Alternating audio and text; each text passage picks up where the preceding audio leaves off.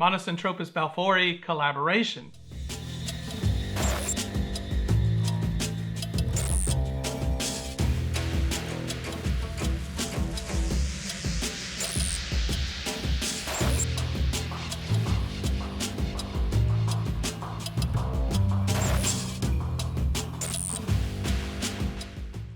Happy New Year, tarantula lovers. I'm Alex and you're watching Tarantula Haven. I took a little break over the holidays to spend some time with my family. Not to mention I shoot in my kitchen and my family was in here cooking and so on for the holidays, so there wasn't really a whole lot of opportunity for me to make videos during the holidays. So that's why I took a little break. However, I'm back and I've got something a little bit special for you today. Today I'm hosting my very first collaboration. I did do a little collaboration with Tarantula Cat not too long ago, and but that was on her channel. This one is mine.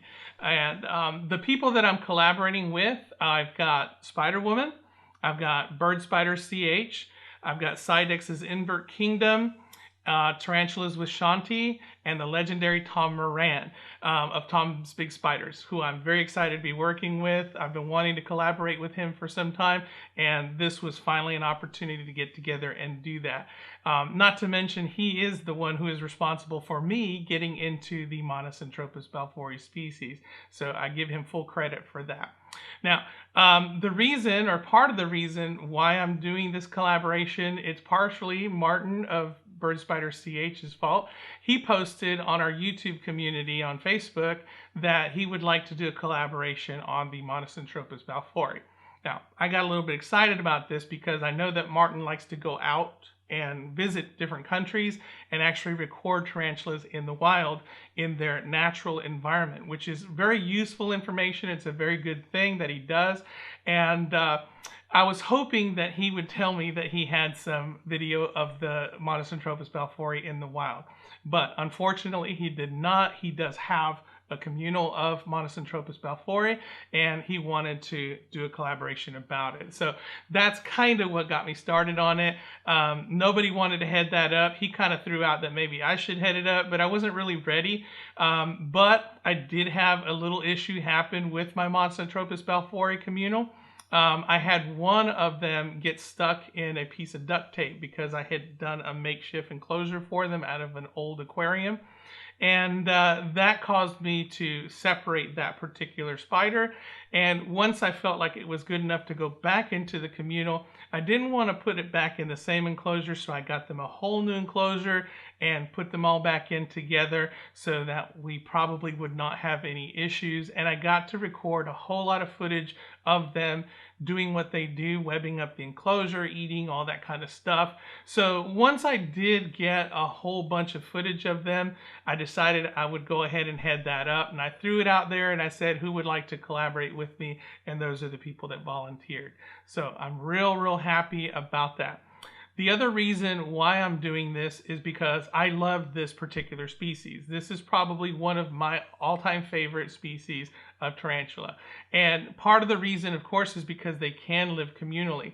But I've been hearing some stuff back and forth. I've heard people say that they're boring. I've heard other people say that they haven't had success with them, that they've had some kill each other off and so on.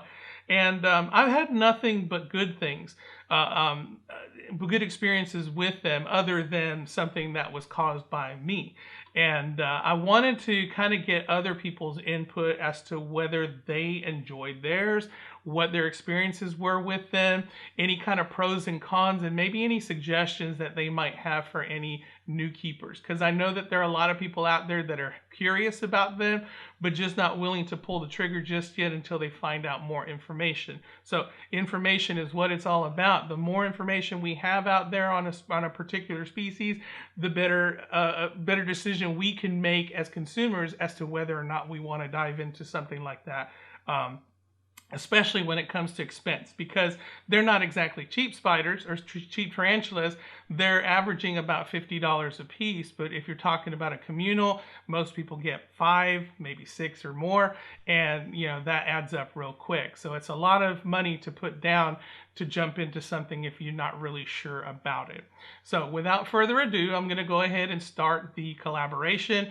I'm going to show you their end first, and then I'm going to give my my views at the end, and I will see you at the end of the video.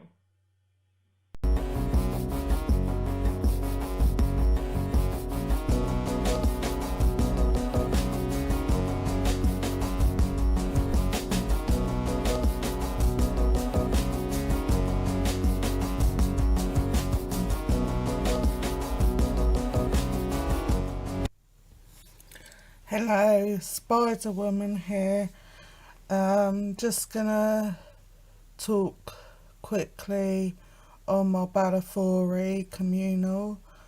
I started out with 7 slings, round about 1 to 2 centimetres. They are now 3 to 4 centimetres. And I have only got 6 left.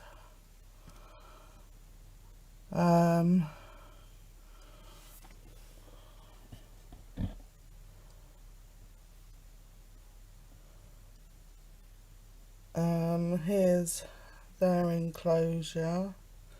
Started to web up very nice.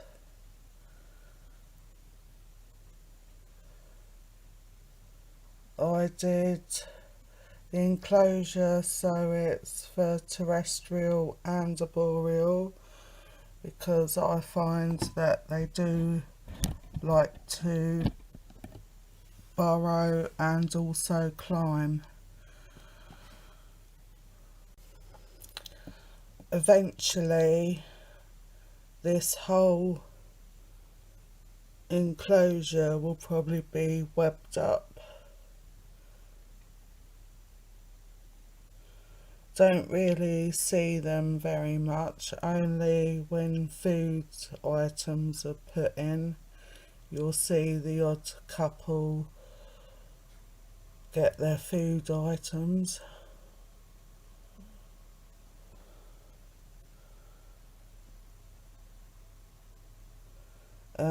If you feed them regularly and keep up with the food, it shouldn't be a problem to keep them communal. They shouldn't eat each other as long as there's plenty of food. I absolutely love Balfouri. I love the colouring on them. They're like a grey and blue colour.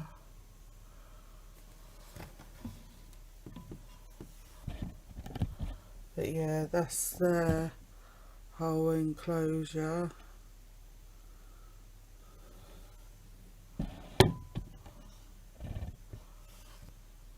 Thank you for watching. Bye. Hey everyone, welcome on not my channel, it's Alex's channel, but we're filming together a short little video about Monocentropus Balfouri, and this actually is the enclosure I want to show you guys. My name is Martin, I'm with BirdspidersCH, and I wish you all the best of fun with watching this video. Okay, so this is the enclosure of my group Monocentropus Balfouri. There are 4 specimens inside, 1 adult male and I think at least 1 adult female. In the meanwhile, they all molted. We can actually see some of the molds and exuvia lying around. So I got this tank like this from a person who stopped with their hobby. So I got the whole enclosure, the whole setup. Just as you see it here, nothing is done by myself. I got the whole enclosure, which is really nicely built. The enclosure looks, I just like it, like the look of it, like the style of it. And all the webbing makes it even more attractive. So let's go a little bit closer and try to feed them. So I just zoomed a little bit closer to one of the entrance, and there should be around 4 or 5. What I'll try to do is, with this little cockroach right here, we will now try to feed them. And I'll try to hand feed them, but we will see how it goes. Yeah, does not look like they're hungry. So I can actually see the specimen, but it does not look angry. It's more like a defensive posture. So she feels, or he feels, threatened. We'll see how or what will happen. Nothing. Actually, the cockroach went inside, and that's too bad. So what I'll try to do is just tickle them out instead of offering them any food. So we're at the other entrance, and here you can see the specimen of Monocentropus Balfouri, the Socotrian blue. But it looks like they are not interested and they are not hungry at all. You see?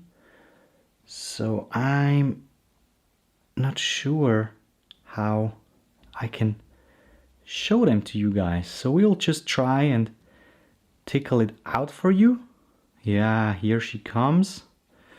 So I'll try and offer them another cockroach. I really think that because there is one already down there, if she would be hungry, she could have grabbed it a long time before. Yep, didn't thought about it because she did not respond to the tickling very well. But now offering a cockroach, small little dubia cockroach, yeah, she's happy. Next. So here you can see a close-up shot of the specimen feeding on the cockroach within their burrow or their webbing. Yeah, that's the best shot I can get. She's enjoying it, and I think there is a second specimen just around the corner, but at the moment you can't really see it. But it's usually that this species of tarantula feeds communal. That means you can keep them communally, so you have several different specimens in the very same tank. But what you can also do, or what you will see when you have it communally, that they will feed on the very same insect or prey item you gave them. Yeah, so these Socotrian blue tarantulas, Monocentropus Balfouri, belong to one of the most beautiful tarantulas in the world, in my opinion, of course. But they are awesome looking. They have this, yeah, blue color and beige color as well. Yeah, that's the perfect explanation and the best you probably ever heard. We'll feed her another roach, so we will see how this goes. She's not so interested. Yeah, I'm not sure why. She could use a little bit of food. But apparently she's not interested at all. So we will now stop with this whole recording. And thank you all for watching. Hi, this is Shaun T with Tarantulas with Shanti. And I am here to share my experience with my M. Balfouri communal.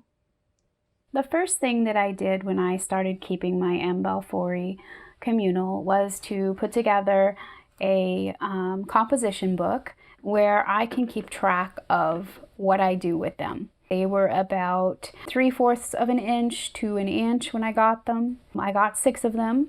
They like it hot and dry with low humidity. So this is a species you do not want to inundate them with moisture. It could kill them. They come from Socotra Island. It's 25 to 28 degrees Celsius or 77 to 82.4 degrees Fahrenheit.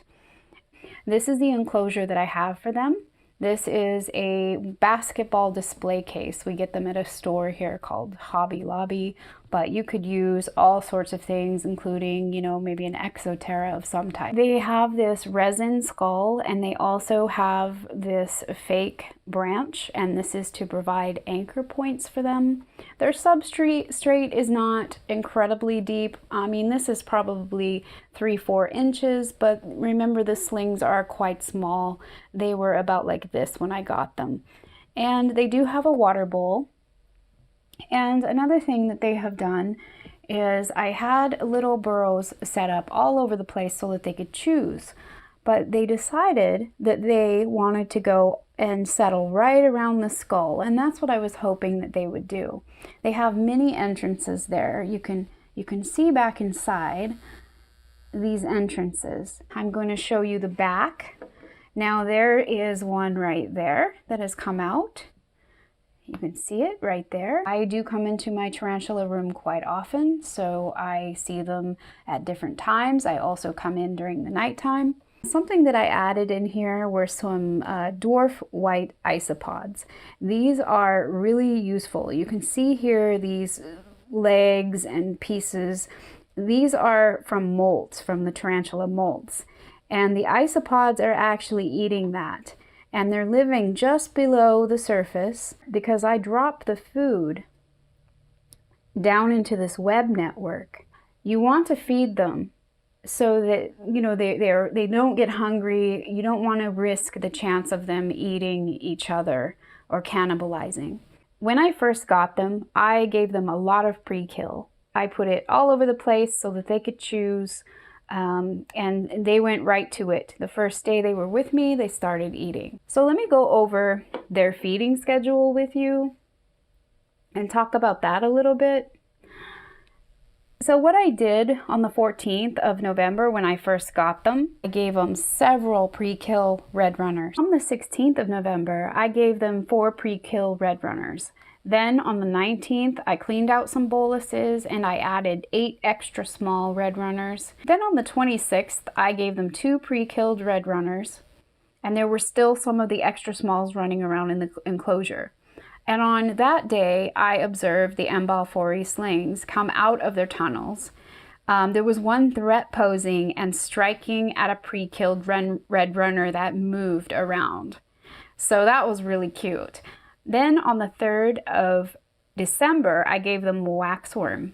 And on the 9th, I found that there was a molt that had been discarded from the den, and then I found 4 more molts.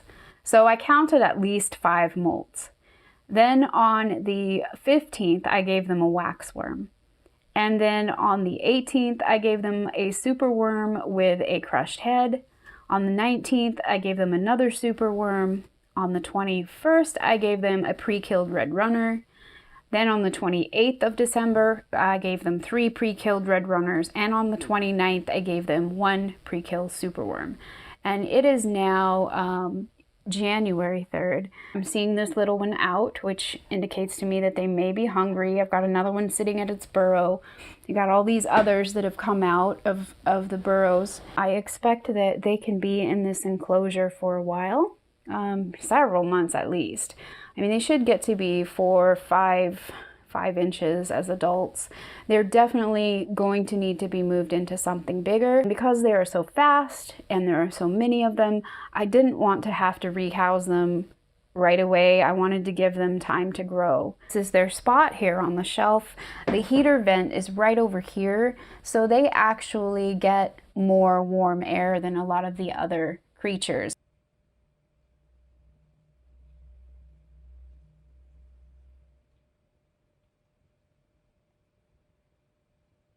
Thank you for coming and watching this video. I hope that you learned something. This is a great thing that Alex is doing. I really appreciate that he put this together. This is Tarantulas with Shanti, and I hope you have a wonderful day. Hi guys, my name's Psydex and I run the YouTube channel Psydex is Invert Kingdom. And I want to start off by thanking Alex for allowing me to be part of this collaboration where we look at the incredible species that is the Monocentropus Balfouri, also known as the Socotra Island Blue Baboon. This is my all-time favourite species, and I hope this video will go some way to showing you just why that is. Not only are they a beautiful species with that sandy body coloration and blue detailing, but they are an incredibly unique and special species also. One of the many reasons for this is the sexual dimorphism that you will see in this communal group. As you can see, I have a mature male just there and an adult female.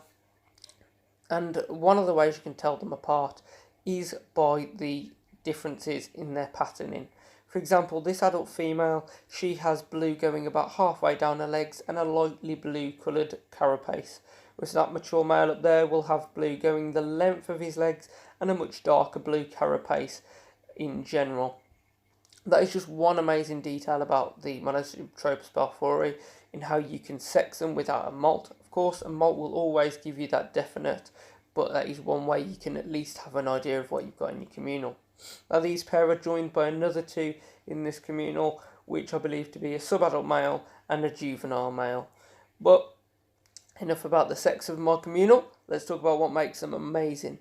Now the Monocentropus Balfouri come from the island Socotra. They are endemic to that island, which is just off the coast of Yemen, I believe. And they are, believe it or not, from this enclosure you wouldn't think so, they are a heavy webbing species, as you can see from the picture of a previous enclosure. And they do this to protect themselves from the extreme weather conditions and elements they face in their natural habitat. The island Socotra is a very arid environment which sees very little rainfall, and so the Monocentropus Balfouri will make the most of burrows and this webbing to protect themselves from the elements. Now this species is incredibly unique, and the one species I personally believe to be the only true communal species. And I mean this by the way that they don't just seem to tolerate each other's presence, but they also actually seem to thrive in each other's presence and quite enjoy it. I've stood in my communal quite happily sharing food, taking down a prey item together, and even sitting in close proximity to each other, even sitting on top of each other without any kind of aggression or any kind of stress seeming to be present. What I also find to be unique about this species is that I have actually had all four of these Monocentropus Balfouri live individually before they lived communally, and they still have adapted to a communal living arrangement without any signs of aggression, which is something you really don't see in many other species of any kind of communal, and that is the one thing that makes them so unique. Anyway guys, I could speak about this species all night and all day, so if you want to hear more of my views on them, head over to my channel. But until then, enjoy the rest of this video and the information you're going to get from it. I've been Psydex, you guys are awesome, peace. Hey guys, Tom Moran here from Tom's Big Spiders. First off, a huge thank you to Alex from Tarantula Haven for letting me be part of this video. I've been an admirer of his channel for quite some time now. He and I have chatted for a couple of years, I believe. And little known fact, I am hugely jealous of his glorious facial hair. This is all I can grow. Alex has that beautiful full goatee. Anyway, moving on, let's get on to talking about my M. Balfouri communal.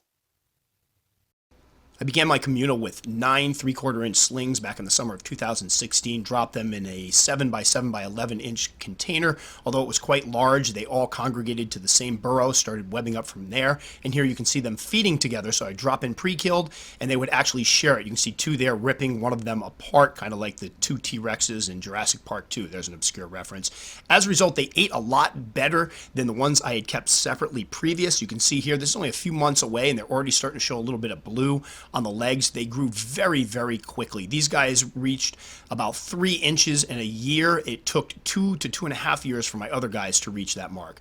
And here you can see again, we called this the spider pile, them all piled up together. There they are a little bit later on, obviously putting on some serious size and looking like little adults. Here they're about 2.5, maybe 2 3/4 inches. And here they are after the rehouse. This is the big enclosure I have them in now. They're all out in the open. They're still getting along great. I have found that they still socialize. I will find them, 2 or 3 of them cuddled up together. There hasn't been any real fighting over the food for the most part. They get along great. They'll kind of grab their food and run and eat by themselves. I got my first mature male about, I think it was 14 months into it. You can see him there looking beautiful. The males are stand out quite a bit because of those, bright blue legs and the blue carapace, just gorgeous little dudes. This guy actually disappeared for an entire year. I thought he was dead, just reappeared recently. So I now have 2 mature males in the group. And here's what I was referring to earlier, a little friction over the food. This one has a cricket in her mouth. What you can't see is there's one on the left, and boom. Now, this looked really scary. We had to cut Billy and I commenting because we might have used some profanity, but nobody was hurt. All it did was take the cricket and run away, but I've only seen a couple of those exchanges. And here's one drinking just because I love to show spiders drinking, because there are people that think they can't drink out of water bowls. I catch mine drinking quite a bit, even though they're arid species. And there they are, the mature male to the right, several of the females. Mature males were trying to breed the females at first. You can see here he's showing, obviously trying to put his groove on, get his groove on here. The females not really taking it. They weren't very receptive at first, but it didn't cause any problems. And here we have an interesting interaction. If you watch these two here, watch the female to the right, and boom, little tap, and it's going to happen again. Boom. We caught this one. We're fascinated by it. I've seen a couple of these so far. I'm not sure if this is kind of hierarchical behavior where she's kind of, pulling rank on her or what, but very, very interesting. And there's one of the big, that's the newer mature male, big blue beauty. He is actually probably, you can see the little old mature male is to the left, and there he is. And I think the females are receptive now, so we'll have to see where this one goes. But yep, there we go. But you can see the little old female to the male to the left. This guy is obviously much, much bigger. He took an extra, I believe it was 9 months to mature, almost a year to mature. So it was weird to see that the males matured at different times. But all in all, this has literally been the most rewarding thing I've done in the hobby. I've kept many. I think I'm up to having kept 120 so species, and these guys have moved right to the top of my list because there's nothing like watching these spiders interact, get along, and seem to thrive in each other's company. So my communal, definitely a success. I'll be curious to see what other people in this video say about theirs, but as far as I'm concerned, no better communal species than the Monocentropus Balfouri.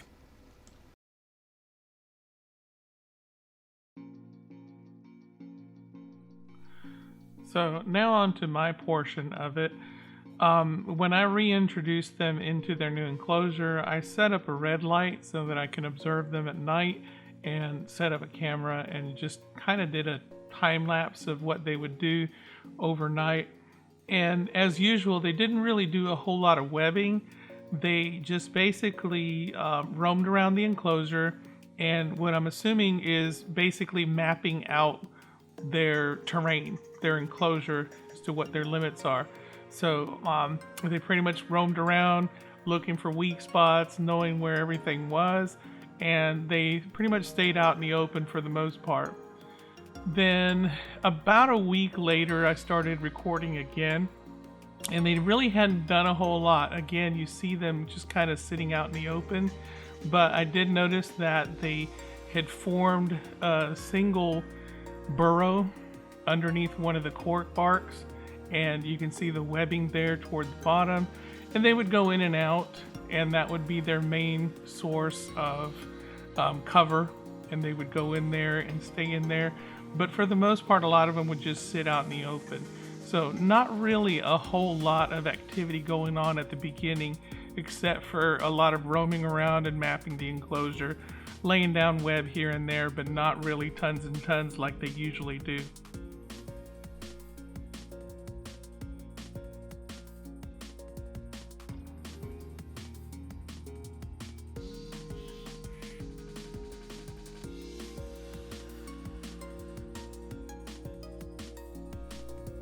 And there you can see the main area of their operation, and they're basically just going in there and webbing stuff up and excavating a little bit, but not really doing a whole lot much more than that. I've often made the reference that they remind me of the velociraptors in Jurassic Park, in that they kind of roam the perimeter looking for weak spots. So it kind of reminds me of that, but I'm sure it's just mapping it out, or maybe looking for a way out.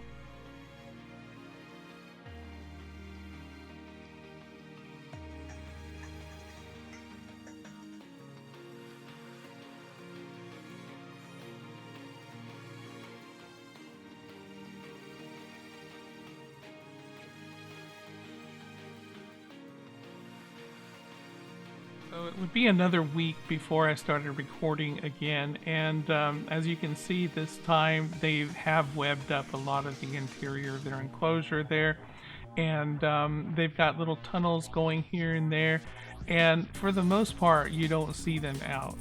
I've heard people say that they are boring because they stay in their burrows, and that can be true sometimes of them. They do tend to be boring if they are in their burrows, but I feel that's the same thing with just about any tarantula. They're mostly sedentary creatures, and they don't roam around very much other than staying within their burrow or near their burrow. Now, it wasn't too long after this that I started to get some action, and of course we got one roaming around the top again. But Today seemed to be a work day, and they had already done quite a bit of work, but I'd never really observed it. But I just happened to get lucky to see them all kind of venturing out, and there's a little bit of a neat behavior where they tap each other, kind of let each other know where they are and who they are. But yeah, it was a work day. After the first one ventured out, another one started to come out, and they really started to work on their enclosure on this day.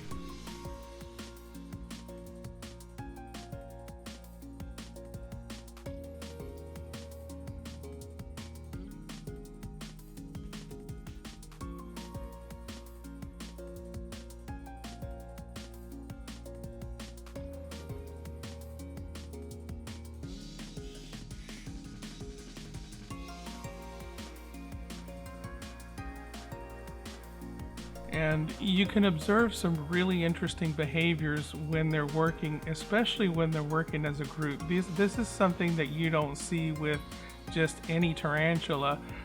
You've got coordinated efforts going on here where everybody in the group is just kind of doing something, but contributing to the growth of the communal. And it doesn't look like much right here, but after a little bit you're going to start seeing just a bunch of activity going on, and every member contributing and doing something.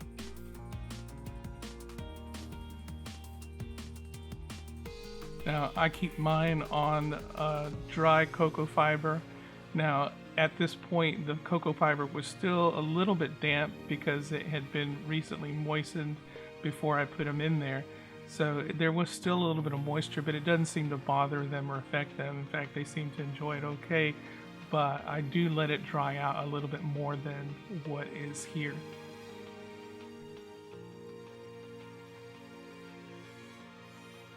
And you kind of wonder how they get all that webbing everywhere and where it comes from, but if you watch how they move around, whenever they walk around the enclosure, you'll see that they lay down strands of webbing behind them wherever they go. And this is kind of a constant thing. It's almost always.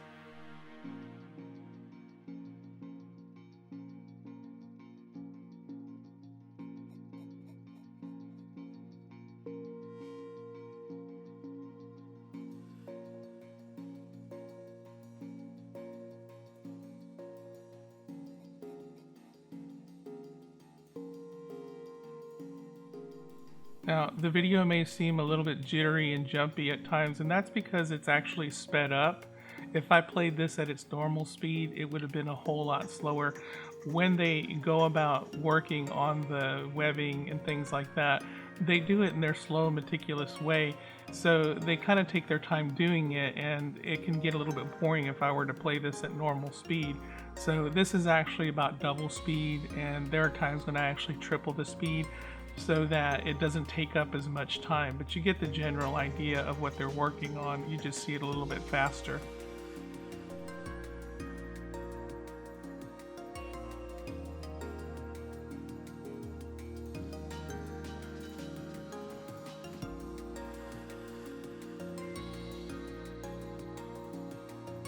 Now at this point the enclosure really started to come to life. You can see movement just about everywhere.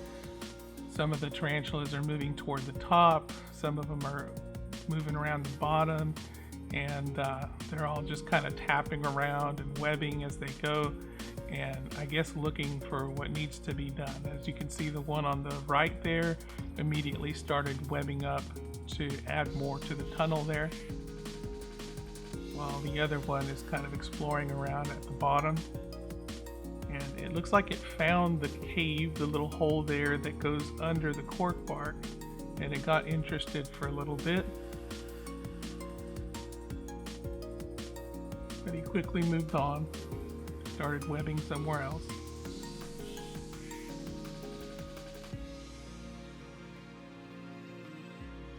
Now, like I said, their movements are pretty slow and methodical here, but these are actually very fast tarantulas. When it comes to rehousing and moving them from one enclosure to another, you really need to use a catch cup, and you really need to be on your toes because they will bolt in a heartbeat. And they have kind of a way of burrowing themselves and not wanting to come out. But as a last resort, when you pretty much dig them up and you give them no choice but to want to run, they will bolt and take off. And it's not the kind of bolt and take off and then stop. They just go and go, and you have to literally chase them down.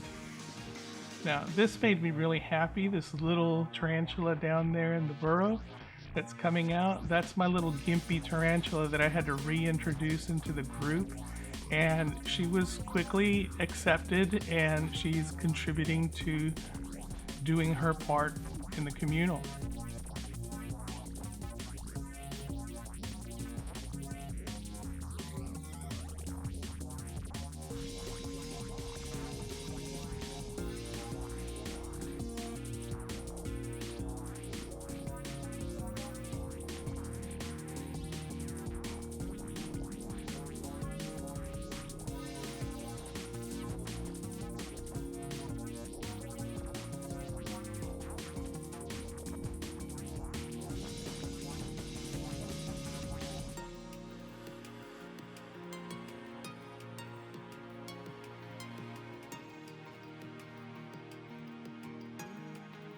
There's some more interesting webbing patterns there. They just kind of web the flat surfaces and spread the webbing along the bottom. And they'll kind of tamp it down as they walk over it, so it starts to form a thick mat layer after layer every time they walk over it. So eventually it's going to just look like a white snow-covered scene because they'll have web all over the place. And again, it goes back to adding to the tunnel there.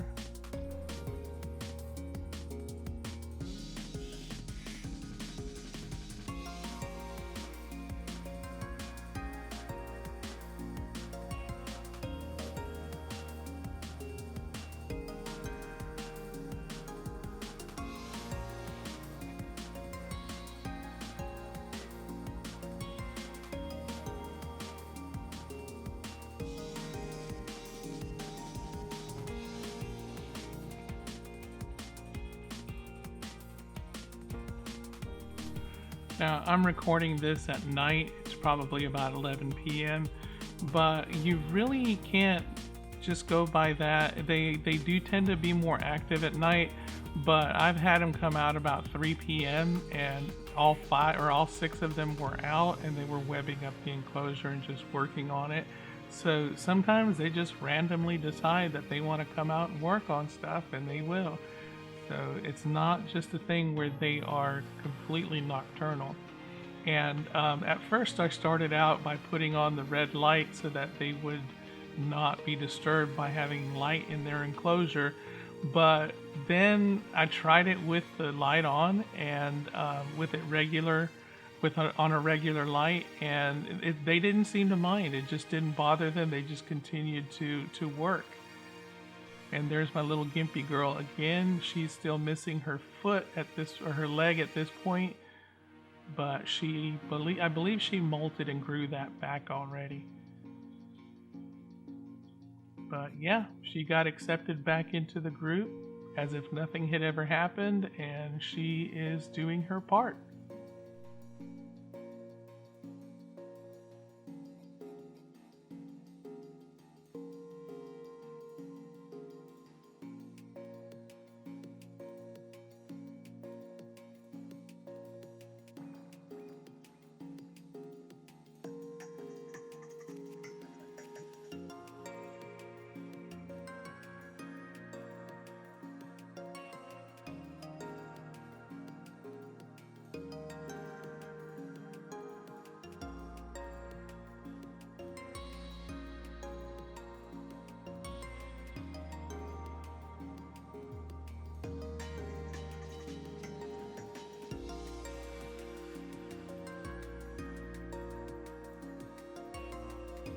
And something caught my attention in the burrow, and I noticed that there was a tarantula in there excavating.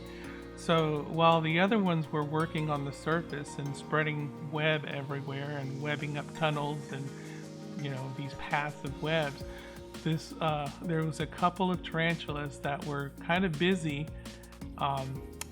and they were excavating and digging the tunnels underneath the substrate deeper, which is something that is typical of them. But I thought it was interesting that they were working on something different while the rest of them were webbing up the enclosure. So this is actually shot on my cell phone, so it's a little bit shaky and it's from a different angle. If the light looks different, it's just because my cell phone picks it up a little bit differently. I can control the aperture on my DSLR, but my cell phone will just pick it up with a little bit of the reddish lighting to it. So there it goes, digging up substrate and pushing it off. And this was something kind of funny because this little guy was working so hard to dig up substrate, and it actually started to push the substrate through one of the tunnels that they had been so busy working on throughout most of this video. And there it goes. And that's how you can tell that they've been working. If you'll look in there, you'll see these tunnels, but then next time you look, you'll see that there's substrate covering them up and being pushed through. So that's when they're excavating and digging their tunnels deeper. But they're busy little workers.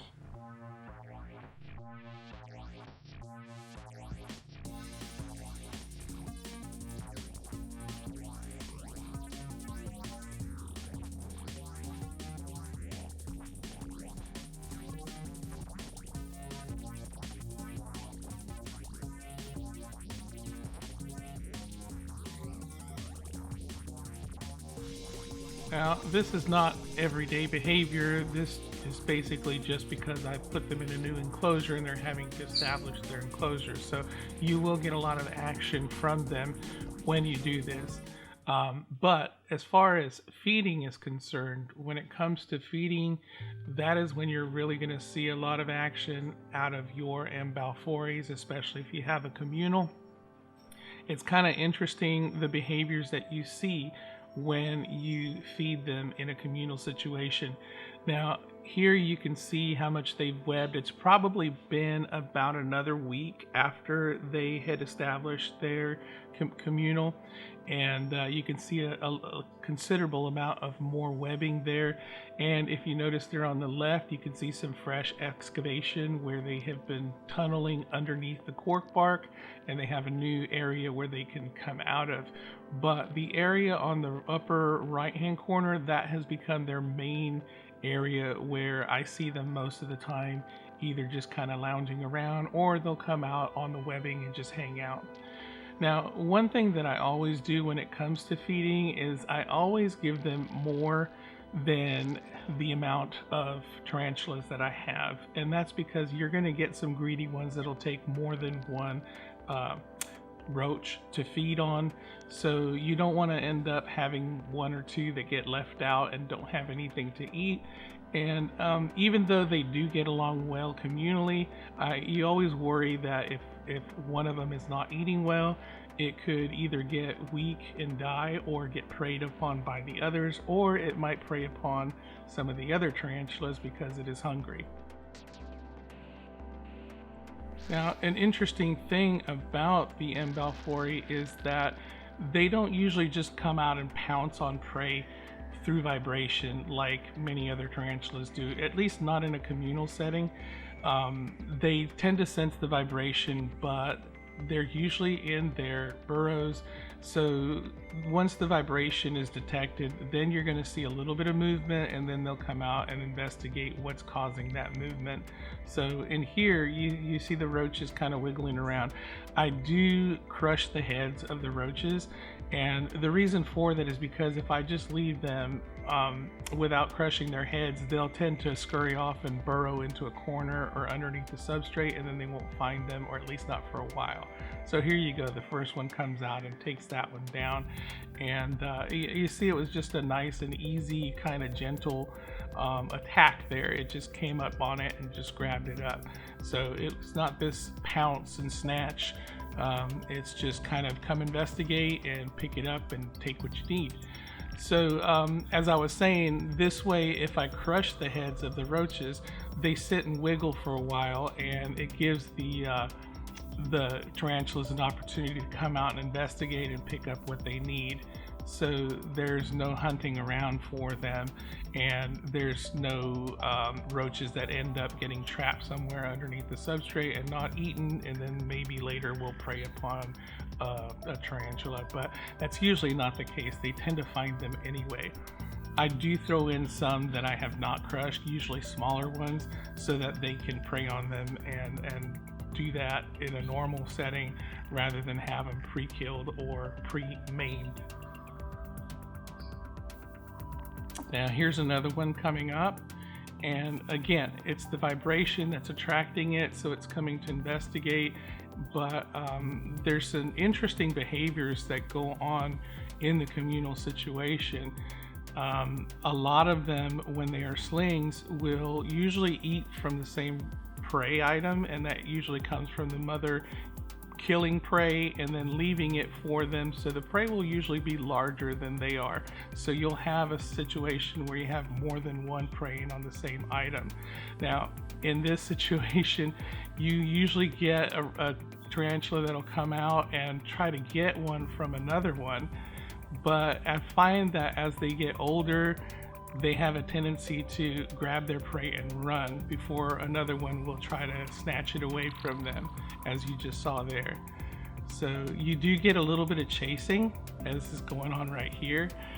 This tarantula is fixated on the prey item that the other one has, so it really wants it pretty bad, and it's ignoring any other prey that's around, but it's just fixated that on the other one that the first tarantula has. But eventually it does find its own prey. It gives it the chase.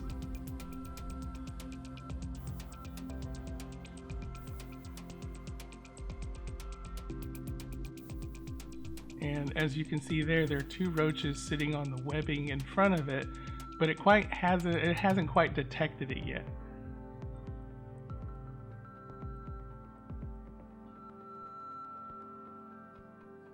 So it's still trying to go after the one that still has the roach in its mouth, but eventually it jumps down there and finds it. And this is what I'm talking about. There's two roaches that are close together, so it tries to go for one and then it tries to go for the other, and it can't quite make up its mind which one it wants.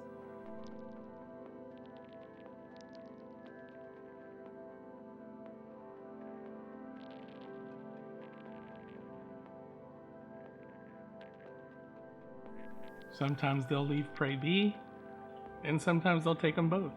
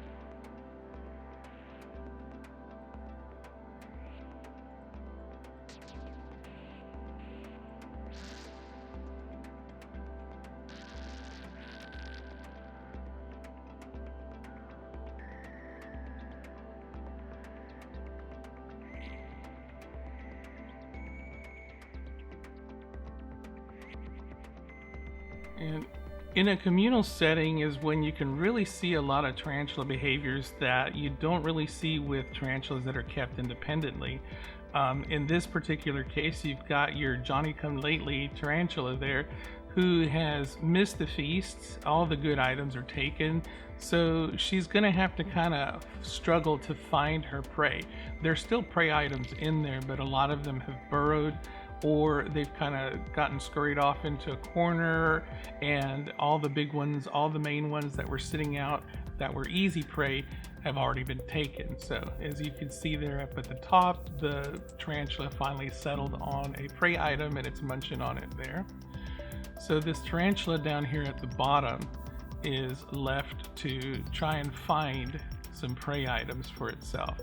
So this is where their scenting ability really kicks in, and you wouldn't think that tarantulas would be able to scent or pick up scent very well, but they do have some sensory setae or hairs in their pedipalps and on the pads of their feet and around their mouth parts. And as you can see there, you see how it's nuzzling the webbing there? That was where the roaches were. So it goes around and it palps the area and it nuzzles its mouth to the webbing to try to detect where the prey is. And obviously this is where it was. Those two prey items were sitting up there, but now it's searching around and you can clearly see that it's trying to find some prey. It's picking up the vibration of the other tarantula that's down there eating something. So it goes to investigate. But as I mentioned earlier, they don't like to share anymore, so it's got no choice but to try to find prey. And again, it begins palping the area, webbing up a little bit, but there it goes, it nuzzles again. You see it tapping on the webbing, trying to find prey, picking up scent. And you can see it going all around the area where those roaches were.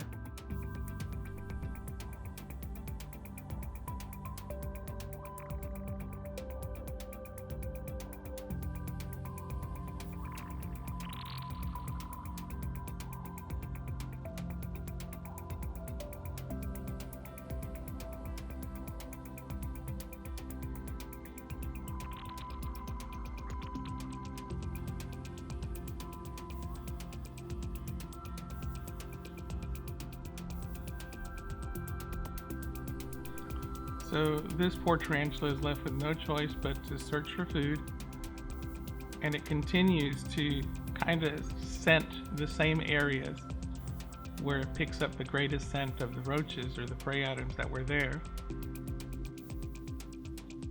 But eventually it settles on going after the one that does have food. But like I mentioned earlier, they don't like to share anymore, so it moves away. So it just goes back to trying to detect food wherever it can.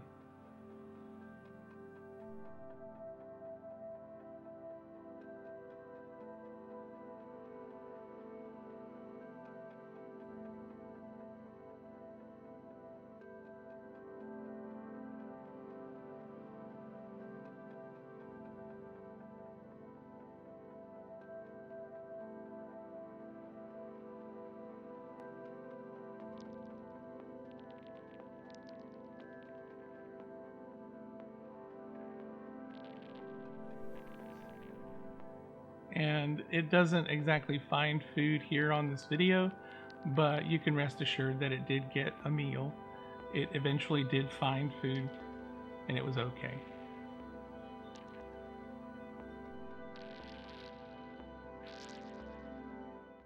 So there you have it. I hope you enjoyed it. I know the video was long, but I hope you got a lot of good, useful information out of it. I want to give a huge thank you to my contributors, Spiderwoman, BirdspidersCH, Tarantulas with Shanti, Psydex's Invert Kingdom, and Tom's Big Spiders. I really appreciate your input in making this possible. I'll post a link down below to each of their channels so you can go check them out and give them a subscribe. They're well worth it. And that's it for me today. I really hope you enjoyed it. If you did, please give me a like. If you want to see more, subscribe. If you want to support this channel, I do have a Redbubble store where I sell Tarantula Haven merchandise. So if you'd like to support this channel, any of the proceeds from the Redbubble store will go directly to help grow and support this channel. Until next time, keep loving them tarantulas.